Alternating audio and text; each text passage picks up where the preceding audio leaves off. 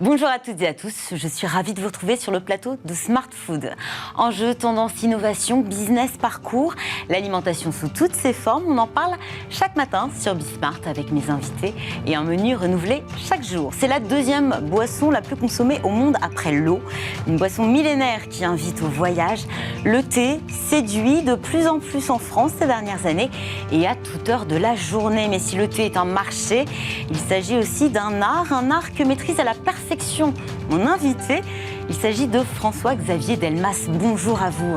Bonjour et merci pour votre invitation. Merci d'être venu sur le plateau de Smart Food. Vous êtes chercheur de thé, fondateur du Palais des Thés, une grande maison de thé. Vous êtes aussi à l'origine de ces deux livres, Chercheur de thé, de la découverte à l'initiation, paru aux éditions de La Martinière.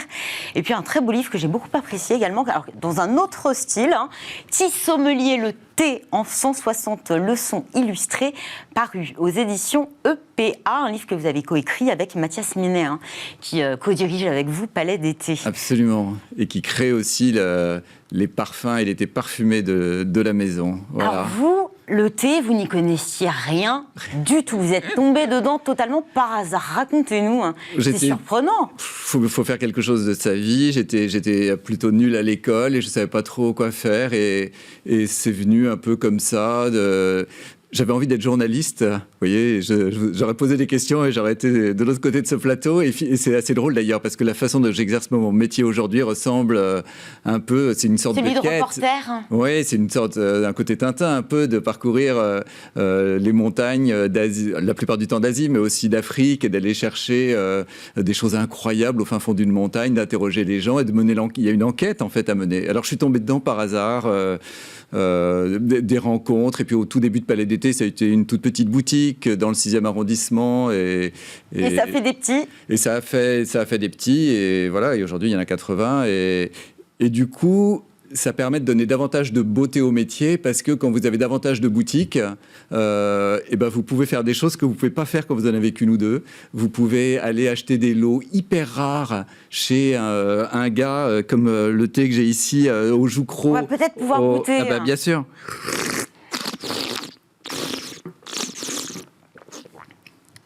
Là, on est au fin fond de la Corée du Sud, à l'extrême sud de la Corée du Sud.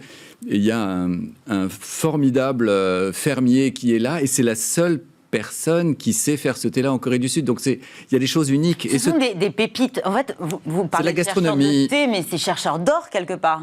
Oui, parce que ça vaut cher aussi. Mais en fait, c'est de la gastronomie. C'est comme, en fait, en France, le vin, on connaît bien. Et mon métier, c'est un peu de caviste. Je suis une sorte de caviste, mais qui va aller partout dans les montagnes. Vous parlez de thé sommelier. Finalement, les rapports sont très proches, le thé et le vin. Vous parlez de grands crus. Oui, on parle aussi des régions de production. Exactement. Il y a le terroir, le sol, les mots, la rétro-olfaction quand on goûte, comme je viens de le faire. Et vous avez aussi les cépages. Le thé, c'est du camélia. Ça, c'est important à dire, parce que plein de personnes qui boivent du thé ne savent pas qu'ils boivent une infusion de feuilles de camélia. Le thé, c'est un camélia. Et il y a plein de cépages, comme il y a des cépages différents dans le vin, donc il y a beaucoup de points communs. Donc le métier, c'est ça, c'est d'aller parcourir des endroits assez reculés, comme cette montagne à l'extrême sud de la Corée du Sud, et il y a quelqu'un au printemps, parce que c'est là où lui a les meilleures conditions, va faire 600 kilos d'un thé incroyable, et donc le métier, c'est à la fois d'avoir des liens avec cet homme qui sont forts, et d'être là à chaque fois qu'il aura besoin, et de pouvoir promouvoir. Et mon métier, c'est une sorte de passerelle, de pont entre deux cultures, entre celui qui fait... Effectivement, entre la France et ce là, et voilà, et avec une curiosité très forte des deux côtés. Quand vous êtes dans une boutique à Paris ou dans un autre endroit, vous avez le client qui achète un thé, il rêve de connaître le fermier qui le fait, comme on rêverait... Il y a aussi cet attrait, effectivement, où on veut connaître celui qui se cache derrière un produit. On a envie, et c'est un métier un peu de maître de chai, parce que le thé, il y a ce que la nature en fait, et puis après, il y a ce que l'homme ou la femme, ou les hommes et les femmes vont faire dans le bâtiment où on va éventuellement flétrir, rouler, etc. Et donc, je suis une sorte de passerelle entre ce client qui est en Occident, qui a envie de tout savoir sur comment est fait ce thé qu'il aime, et la personne là-bas, dans sa montagne, qui a 150 questions à poser sur « mais alors, qui est-ce qui achète comment ils le boivent ?» Voilà, et c'est... Voilà, et chercheur de métier, c'est un métier, enfin, je peux en parler des heures parce que c'est un métier magnifique, parce qu'il faut à la fois revoir des gens qu'on aime, mais il faut aussi aller découvrir. Et parfois, on vient bredouille. Et comment vous sélectionnez des thés, hein? Alors, il y a deux aspects. Il faut faire attention à la nature des sols, à vérifier que les pratiques sont bonnes. Il y a une question humaine. Si la personne, on la sent pas tellement, il faut pas forcer les choses. Si on voit des choses qui conviennent pas, moi, tout ce que j'essaye d'acheter, c'est, si possible, avec le logo AB. Donc, si possible, que ce soit certifié. Si jamais ça ne l'est pas, ça va partir en laboratoire pour des analyses, pour l'intégralité des thés qui ne sont pas certifiés. Vous avez effectivement lancé une gamme bio qui a énormément de succès, j'imagine. Oui. On a très très fort sur ces gammes de produits. Comment on s'assure que le cahier des charges soit... Parce qu'on n'a pas exactement les mêmes attentes d'un point de vue européen que dans une région perdue du Népal ou de Corée du Sud. Alors, d'une certaine manière, si, parce que nous, on est contrôlé par EcoCert et on ne peut vendre un thé certifié AB que si EcoCert a certifié. Voilà, exactement. Donc, il n'y a pas d'exigence chinoise, sud-coréenne, japonaise ou autre. C'est les exigences en France d'EcoCert qui valide tout notre process d'achat. Et dans votre sélection du thé, il y a le goût aussi. Alors, c'est ce que je voulais dire. Ça doit être intéressant sur le point de vue de la gastronomie. Vous avez des enseignes où on vend que des choses bio, et d'abord ça doit être bio, puis si c'est bon, tant mieux. Chez Palais d'été, c'est pas ça. D'abord, ça doit être délicieux. Oui, et le goût avant tout. Et il faut que ce soit propre et que ce soit bio, et si ça ne l'est pas encore, c'est pas grave, on s'est encore donné 4 ans pour que tout soit bio.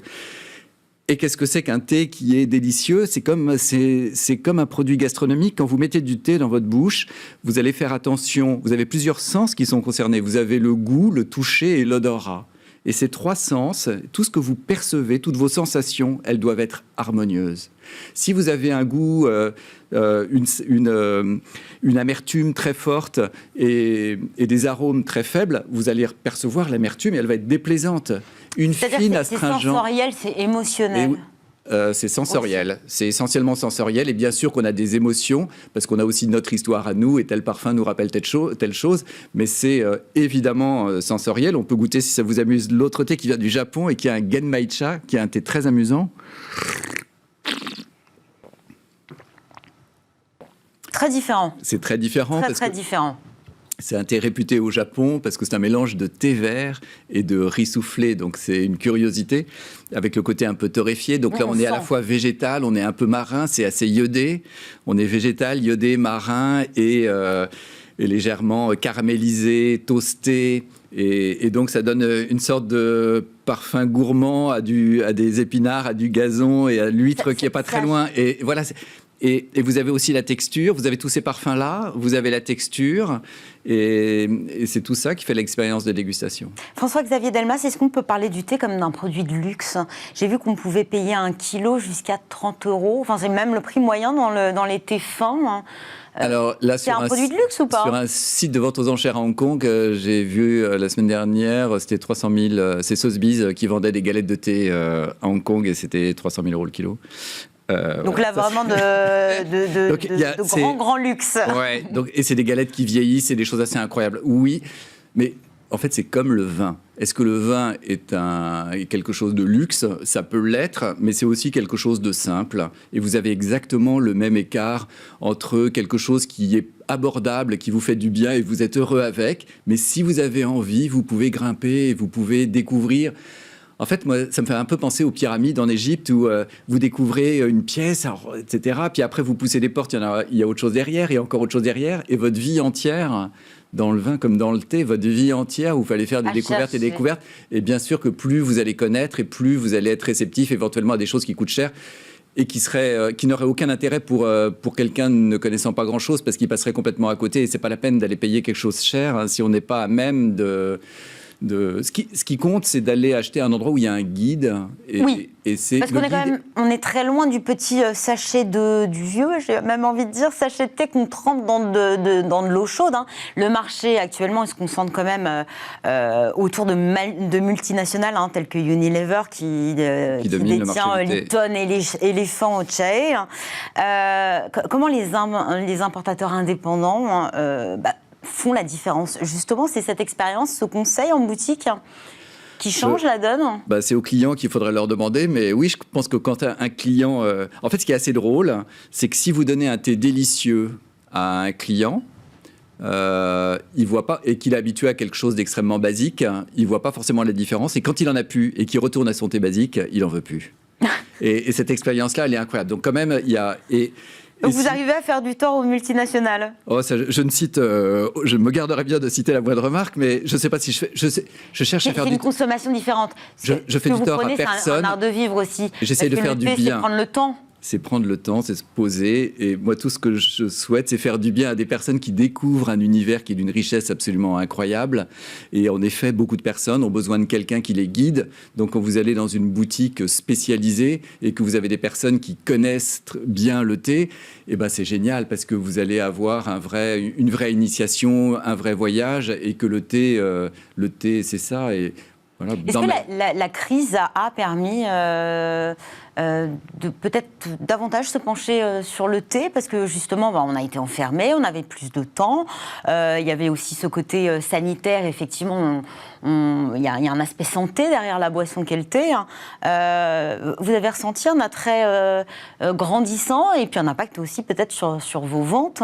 Alors on a eu un impact assez fort, parce que en fait on a découvert, c'est surtout le télétravail qui a changé la donne. On a découvert qu'un amateur de thé qui télétravaille boit 2 fois plus de thé, tout simplement. Toute la journée comme vous, finalement. Mais parce qu'il est chez lui, et on ne se rendait pas compte que celles et ceux qui achetaient du thé et qui achètent du thé chez nous, en fait, le réservaient le week-end parce qu'ils étaient chez eux. Mais ces personnes-là, quand ils bossent depuis chez elles, ils se font aussi du bon thé parce qu'ils n'étaient pas équipés au bureau. Donc la consommation de thé des amateurs de thé quand ils télétravaillent, elle est bien plus forte. Et oui, on a senti une croissance très forte qu'on essaie Un trafic aussi sur votre site, j'imagine, beaucoup plus importante. Ce qui ne vous empêche pas d'avoir lancé un plan de développement ambitieux, oui. L'ouverture de 50 nouvelles adresses d'ici 2026, ouverture en franchise.